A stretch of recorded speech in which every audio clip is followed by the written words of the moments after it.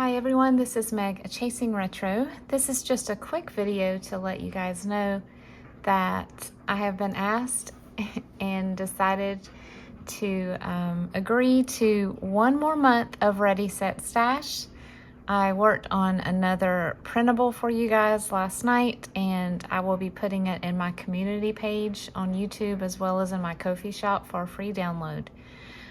This is the first one for the month of September. This one is still available in both of those places. If you are wanting to catch up or join in a little bit later, that's fine. And then here is the one for October, which is also still up. And lastly, here is the new one for November. I had to make the font a little bit smaller because November was a longer word. So this is the same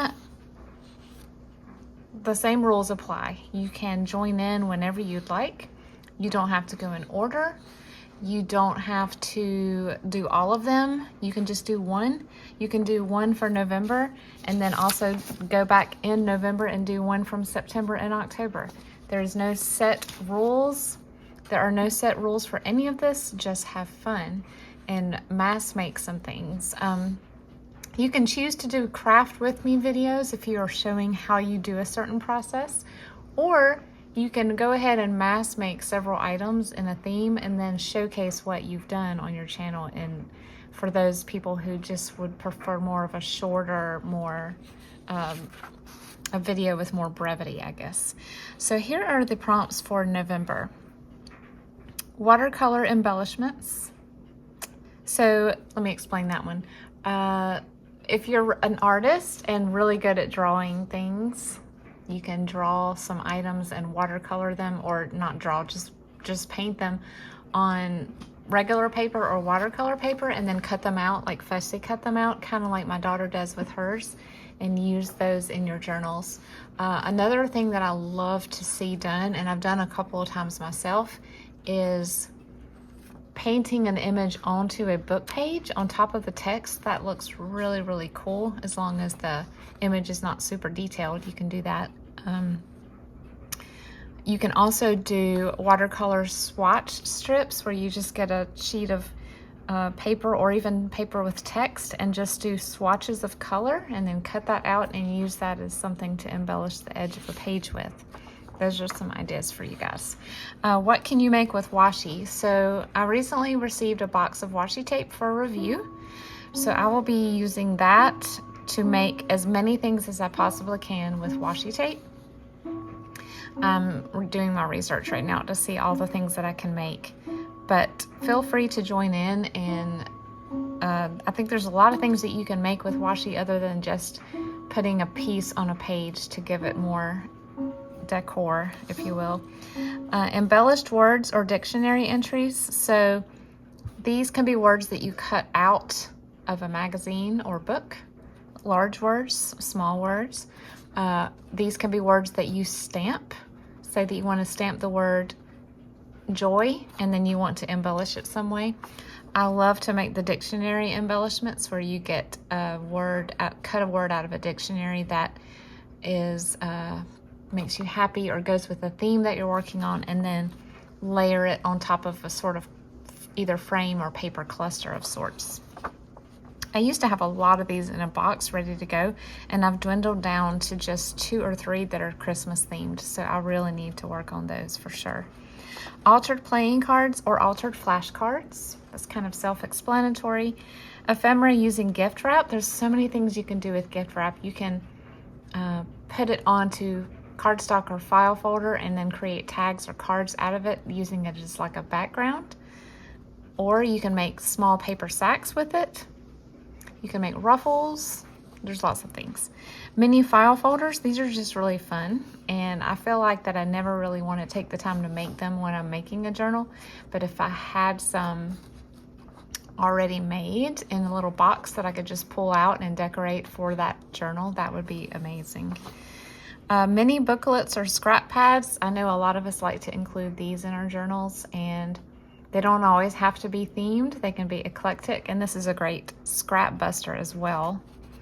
Scrap paper houses, there are so many different ways to make these. If you just search YouTube for this and put junk journal in your search terms, oh my goodness, there's so many creative people. I know Dreamy Bohemian makes amazing ones, and I think she uses black gesso for hers, which I've never tried. I cannot remember the name of the maker, but there is a maker on YouTube who made these using junk mail envelopes, and they turned out so cute.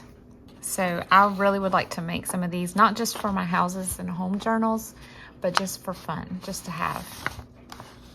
Yearbook ephemera, this could be lots of things. This could be fake ID cards. This could be a little portrait. I love to use yearbook photos and make it look like it's in a frame.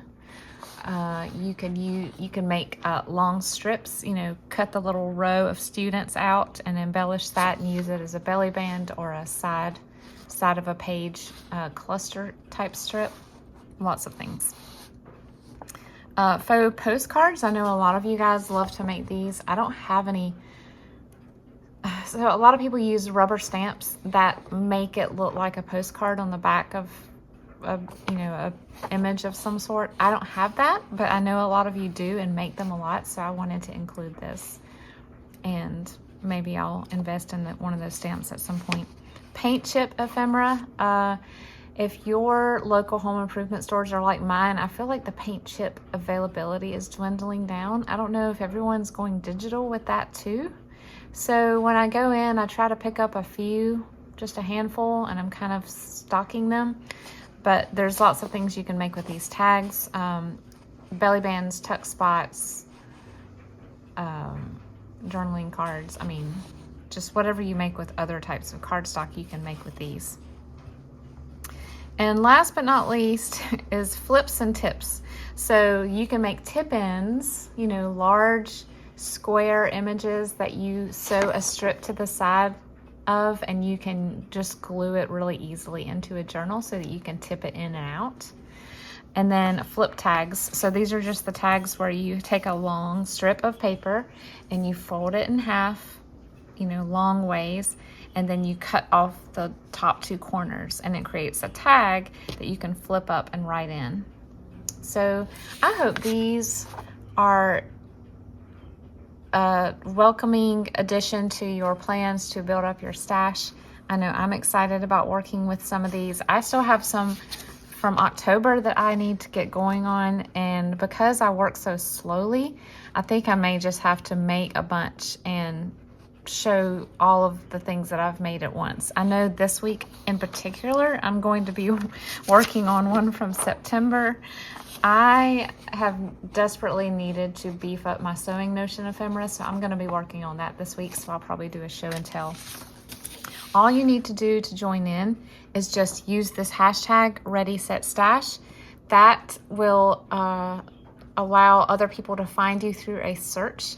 If you would like me to add you to my playlist, I have a Ready Set Stash playlist on my channel.